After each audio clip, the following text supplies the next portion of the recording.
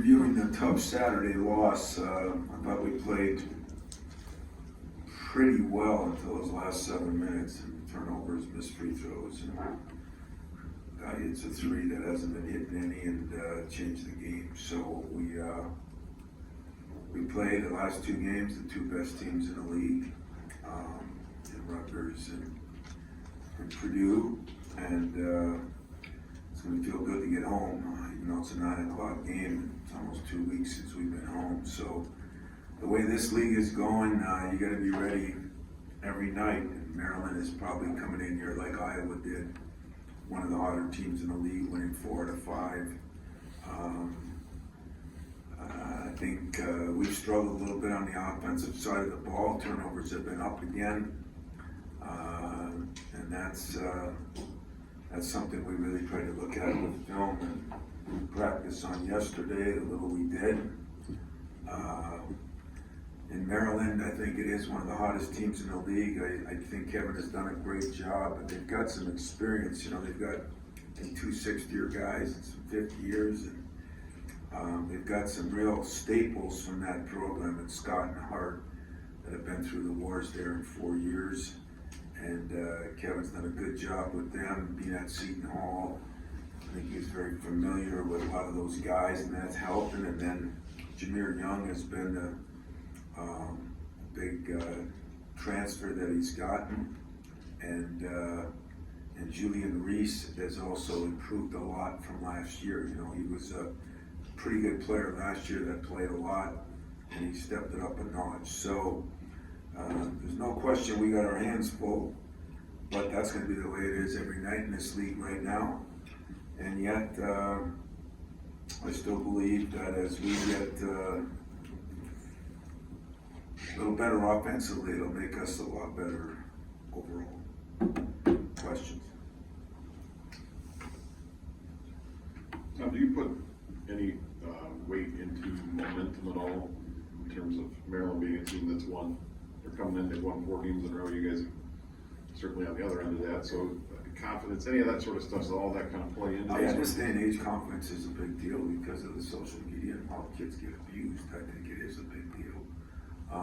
It can work both ways, though. You know, they can tell you how good you are. But it's definitely better to be on the winning end of winning some games than the losing end of losing a couple in a row. So confidence plays a factor, but I think everybody, at least in the Big Ten, understands that because of your schedule, you know, you're gonna play 3 out of 4 at home, and then you're gonna play 3 out of 4 on the road, and depending on who you're playing, it's gonna make a difference. So I think these guys have been through enough battles that they know every game is gonna be tough, and if you don't bring it every game, or if you make mistakes, or if you miss free throws, or if you do things, every team is so even. That's going to be a difference in winning or losing. And it was a little bit of the Iowa game, you know, against Illinois. It was that way there. It's going to be that way probably for the rest of the year. You mentioned getting a little better offensively and how that'll help you overall. When you watch things, where is the most room for improvement there? What would you like to see? Well, number one, I don't think we can turn the ball over. I mean, we're back up where, you know, we've had games of 13, 14 twice. And, you know, when we're down at 9 and 10, that makes us a lot better. So that would be one. I think getting our running game going is another one. And then trying to incorporate, you know, Malik in, and we're trying to play him at 2 positions. And it's been a little more challenging than I thought it would be, even though it's a positive for us. It's just more challenging. And, you know, right now, Jaden has been playing pretty consistent. And, you know, I think Tyson's been playing real consistent, and when AJ's good, just like anybody else, he can be really good, and he's very necessary. And yet, you know, I think as it goes, quarterbacks and coaches get blamed for everything. So maybe AJ and I are on the same page. You know, we're going to have to right the ship, and we're actually trying to meet more often to do that. So. You know, I do think we missed some good shots in the last game. I thought Joey missed some great shots. Malik goes 1 for 9 and 1 for 10, and I thought he had some pretty good looks. I Our defense has been pretty good, you know, our offense has not been as good, and I think some of that is shuffling people around, but some of it is the things we're really good at, we gotta get back to, and that's our fast break, and then making shots. I mean, we're making shots early in the year, we're not making shots early. We've talked a lot about, you know, when you get to this part of the year and you have first time prep for a team, but what's the difficulty and challenge in facing a coach for the first time when you don't necessarily have a muscle memory with it? Yeah.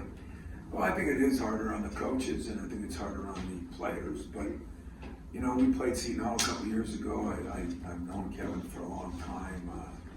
Very impressed with the job. I mean, he's always got a pretty tough team, very good defensive team. And, you know, he's kind of taken that with him to Maryland, and he's kind of put together a couple of players. He took a transfer with him from Seton Hall, and I think done a good job with the players that were there. But those players that are now all seniors, you know, and so that makes a difference too. But it is more challenging. You know, we had an extra day this week, so that made it somewhat human.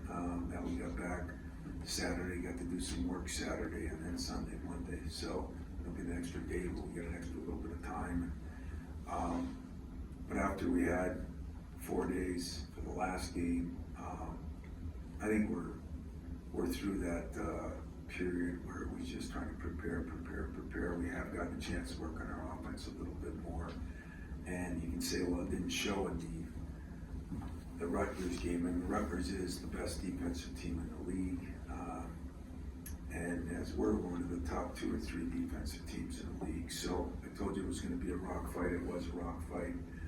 They made free throws at the end, and we didn't, and that was the difference in the game.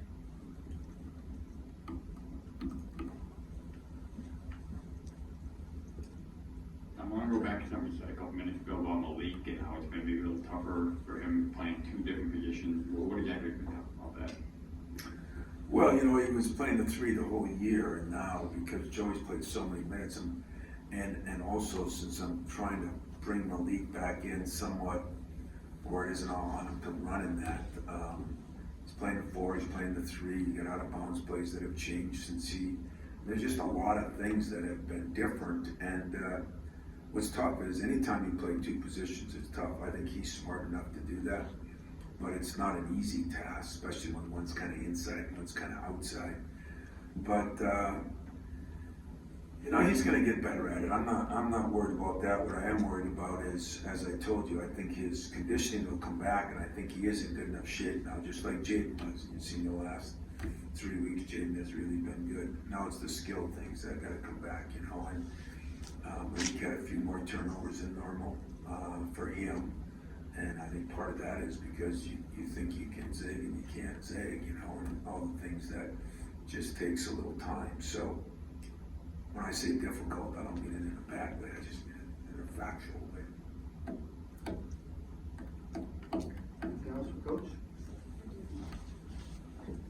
I think we talked a lot about with things with Marty, but one of the things that I've kind of seen is just the catching of the ball. You know, there've been a couple guys over the years who've had that, but how do you know, is that something that's just focus, or is it just learn and reps? You know, in all honesty, that was a problem for Monty early in his career, as you know. And then, I mean, throughout the first half of the season, he did not have that problem. And I think like everything else, when you're pressing yourself, and he's been pressing, I wouldn't say he has great hands, but I thought they were much improved. And, you know, on the first play of the game and the one late in the game, I mean, those are plays that he was making against Kentucky and Gonzaga, and those, you know, it doesn't take many baskets or many free throws to change the games when it's a 1 and 2 point game in the last 3-4 minutes. So it's not a lack of effort, and it's not a lack of focus. I think it's a lack of maybe some confidence in his part, or frustration that, you know, one thing about Marty, he knows he's not playing as good as he can play, and yet he's had some incredibly tough assignments. I mean, you're talking maybe 2 All-Americans in Trace Jackson and of course, Edie. And, you know, that can be demoralizing for you, to be very honest about it. And I think, so we talked to Monty about that. I think you'll see him getting better again. Go ahead, Jim. Yeah, going a little bit more about Malik Hall, not only with the transition he's had to make coming back, what about fitting him in as a puzzle piece in other players? They played with him in the past, of course, but at this point in the season, is there also an obstacle getting him reacclimated and fitting back in again, even though he's such a veteran?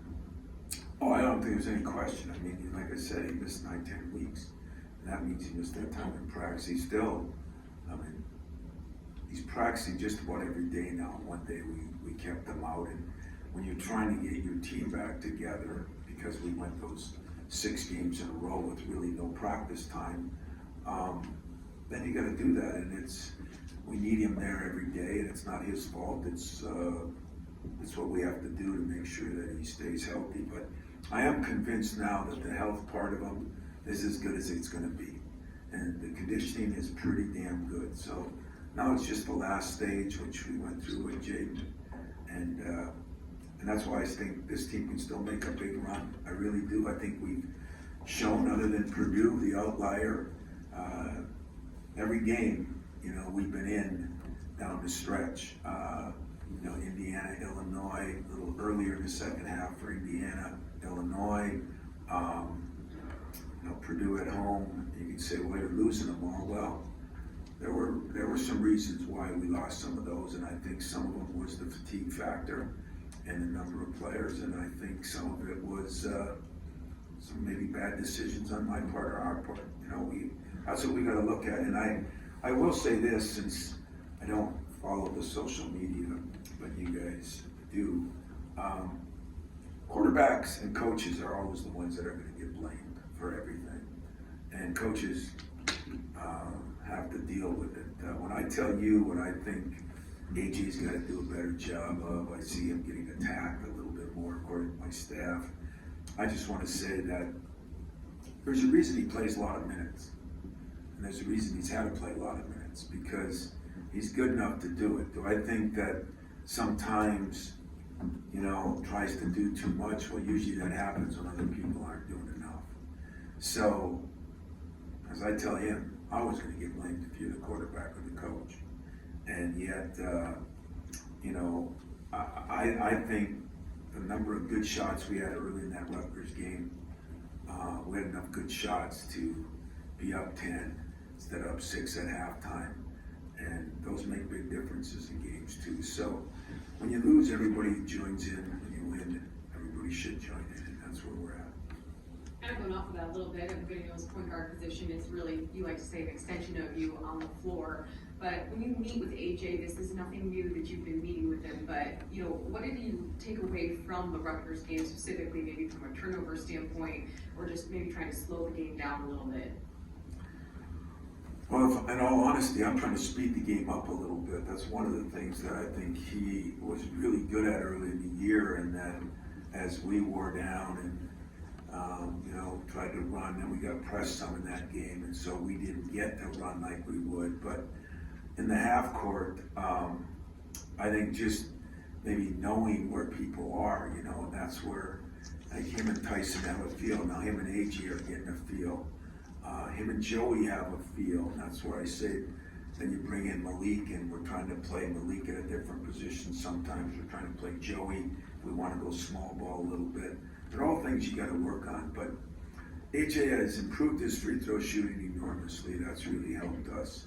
But I think sometimes thinks he needs to do more than he really needs to do. He needs to run our team, he needs to get our break going. He needs to be just a stalwart defensive player. And on that pick and roll, you know, he's been pretty effective at times. We start out the game, we have a lob, and maybe he threw it a little low. Maybe, like you say, Monty doesn't catch the ball. Those are dunks, you know, and dunks create excitement, number one. They give you 2 more points on the games in the 50s, which, as much as I complain about it, you look around the league again, and you look around the country, and there's points have been down, you know, I saw Kansas go to a 46-43 game. We played them, they were an unbelievable offensive team too. And so, these little things that happen within, and I think that frustrates AJ sometimes too, but make no mistake about it, he's improved a lot. I'm always on my point guards to be better because those are the guys that do lead your team. And I think the leadership thing, sometimes you put pressure on somebody to do that really can't do it. And so we're working through all that, but this team has still been good enough to play with anybody in this league, including Purdue, even though I think they're head and shoulders better than everybody else. And we just got to regain that here down the stretch. Kind of, with AJ, more in a whole, the ball movement in particular with the assists, and it's not just AJ, obviously. The other guys are good passers, but you've seen it at a high level, and it's kind of dipped a little bit. I mean, how do you kind of get that going? Is that straight AJ? Like, No, that's not straight AJ. That's everybody. I mean, the ball movement is something that I've been very disappointed about and talked about it. And you know, it's trusting each other. But you know, you bring Jaden back in too. You know, you didn't get the practice with the guys you got, so that's when you have those kind of problems. And there's not a lot of continuity to it. But now's the time we get more practice again. Now's the time that we've got to do that. I mean, we can do it because it has been there before. Our break has been there before. Our defense has been pretty solid. You know, if you told me going that game we don't rebound them by 10, I'd say we win, because that was a big problem. I didn't think we turned the ball over like we did, and I didn't think we missed some of the shots we did. But they missed a lot of shots too. You know, it wasn't like they shot the lights out of the ball. So everybody they just made a lot more free throws. And so I don't know. Ball movement is something that point guard doesn't get blamed for. He initiates it, but there's 4 other guys that are still moving the ball too. that's what his team is at its best. Yeah, it is. It's at its best when we're running, which a lot of teams are, and when the ball's moving. And I'll be honest with you, that was the whole point of yesterday's practice. We almost took the dribble out of it. You just got to move the ball. And but you know, you run into some teams too, like a Purdue or like a Illinois that shacks everything, just puts their big guy underneath the basket. And then what you do is you go into more ball screen stuff because of that, because those are open areas, but that doesn't always make your ball movement better. You're at 23 games now. I don't know where you are with your team. If you're disappointed, perplexed, getting everything you can out of them, but you got 8 games left. What would you like to see down this stretch run? I'd like to see it, yeah.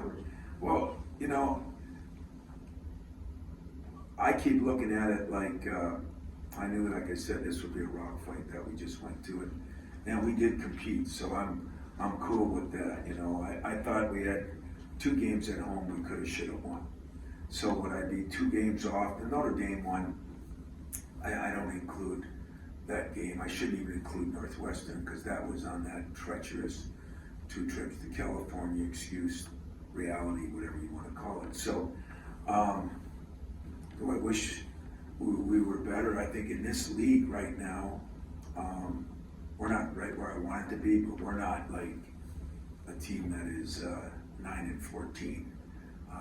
And then the schedule, you know, makes a difference too. It's not only when you play somebody, but who you play in a row. You know, sometimes you get some home games, sometimes you get some road games in a row.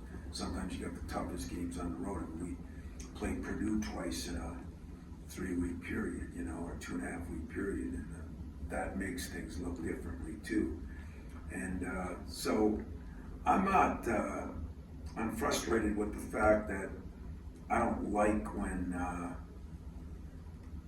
nobody likes turnovers, and that has reared its ugly head a little bit again with us.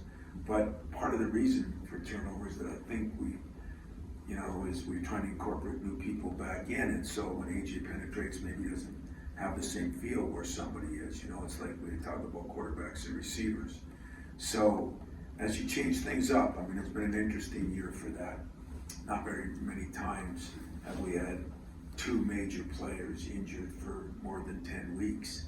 And when you do that, and then they come back, sometimes they're injured for the whole year, you learn to play that way.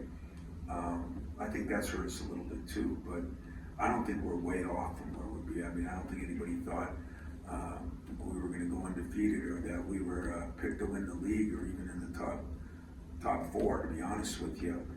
But I did think, and I still do think, we got a good team. We've been pretty connected. We've been very good defensively most of the year. That has taken a little hit in a couple games too. But for the most part, pretty connected defensively. We've rebounded better than I thought, and yet nowhere near where Michigan State usually is. But I think we're second or third in the league, I think. And nobody's going to catch Purdue on that as far as the rebounding. It's been our offensive woes, and some guys just haven't shot the ball as well. And if they start shooting the ball well again and we get a running game going, I think we can put a string of games together. I really do. Tom, I'm wondering, I don't know how far back you guys scouts go, obviously, but I'm just wondering what you've noticed from Maryland this last couple of weeks versus maybe who they were in November, December. I don't know if you got a lot of look at them. I mean, they're on a hot streak right now, but some of it is who they played, some of the number of home games. They've only won one road game in the Big Ten, and that was at Minnesota. That was more depleted than any team in the league. But I think that he's done a great job, and what starts to happen is that group now that has played together, getting Jameer Young in there, and he's more comfortable. The other guys have been around for the most part, and Scott and Hart have been very good players for a long time, and so is their center. So they're like any team that, new coach, new guys, they're getting better as they go right now, and yet I think schedule has something to do with that. They played some difficult games early, and maybe we're on the road a little bit more early. Now they've had some home games, and now they come out and win a road game. So that's a combination of things, but they're definitely a better team now than they were a month and a half ago, for sure. Now we're deep into this season. You've got, I think, 3 guys averaging over 30 J's now since January, been around that number. How do you like it as a coach? I mean, how do you? What was the first part? That you have 3 guys that what? Averaging over 30 minutes a game. Yeah. But it's different than what you normally. Yeah. I had no choice, guys. I mean, I had no choice. I mean, you see a body back and you think, people see a body back. I'm not accusing you. And you think, you don't know that in practice, I have to keep a guy out, I have to do this, I have to do that. I don't want to play Joey Hauser 32 minutes a game. Probably the one guy that can play in the 30s is Tyson Walker. I think Malik could have back in the day, but that isn't going to happen now. So, 8-man rotations, if you look at it, everybody talks about you need more depth. You do need more depth, you have injuries. But there's very few teams playing more than 8 guys, 7 guys, and that's what they're playing. Most teams, that's what they're playing right now. So that's not really a problem. What's the problem is whether those guys are healthy and ready to go, and then what happened to the guys that you had to play 36 minutes a game for that stretch when the 2 guys were out. That might have some effect on some guys too, but we're not, answering Fred's question. If anybody thought we were going to be a lot different than we are, I was happy the way we competed out there. I think we could have won that game. I really do. I think they're a team that's really a good team too. So, no, I don't feel like we're a lost cause or something. I think we're a good team that needs to play good and can't have these little stretches in these games. In Indiana, we're 5 up. At Illinois, we're 9 up. And then you have these stretches, and maybe some of that was fatigue back then. And now we got to get it together. This last one, there was a couple turnovers and free throw. Joey Hauser was shooting 89% going in there. He makes the 2 free throws, we're up 3. Monty makes them, we're up 5. big difference, you know, and then you can do different things offensive. I mean, so we missed the free throw, they come down, and McConnell, who was 2 for 16 from the three, hits a three. I mean, that's basketball. That's the difference in basketball, maybe even football, you know. Those 3 points or the free throws or fouls, penalties can make a difference, but usually guys play the same, they're in the game. Fouls sometimes don't, so. But don't think that we're desolate down and out, because we're not. What's that? Just gonna say, just to change subjects, I don't want to infringe on your private conversations with Susie, but a lot of people around town are concerned about her. Can you share your level of concern right now? Yeah, you know, I've talked to her 3 times, and she seems to be doing a lot better. Unfortunately, or fortunately, I guess, there hasn't been anything that glaringly showed in any of the examinations she's had that I know of. And I guess that's the good news, but it's only concerning because you like to say, well, you got this issue, and you gotta do this, this, and this.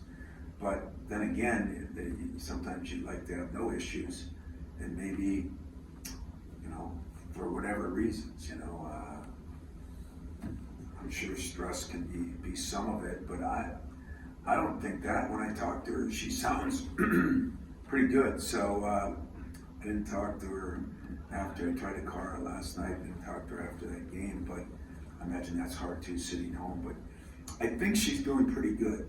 But I don't have a lot of answers. I just know that when I talk to her, she's doing pretty good. All right. Anything else, guys? Thanks, guys. One more topic. Yeah. I'm sure he knows him. I know you know him. Did you know that Dean Howe passed away?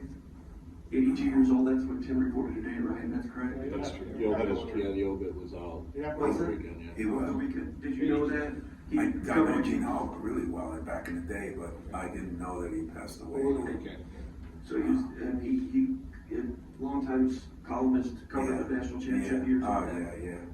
Your thoughts on that? Flint? Well, he was a great guy, you know, and a Flintstone in his own right up there, and that saddens me to hear that. But I don't know if he had been sick. I haven't talked to Dean probably in 5 years, to be honest with you. But he's still a lot. He's been ill. Well, it's tough, boy. There's you know what it makes me feel like? It's good to be a healthy basketball coach, you know, win or lose. It's good to be healthy and on this side of the grass, as they say, and I am saddened to hear that. I know, I think Mateen and I think Cedric are coming to the game tomorrow. I'm sure Mateen he was really good to those guys back in the day, so, yeah, count your lucky stars. Take care of yourself. Stay healthy.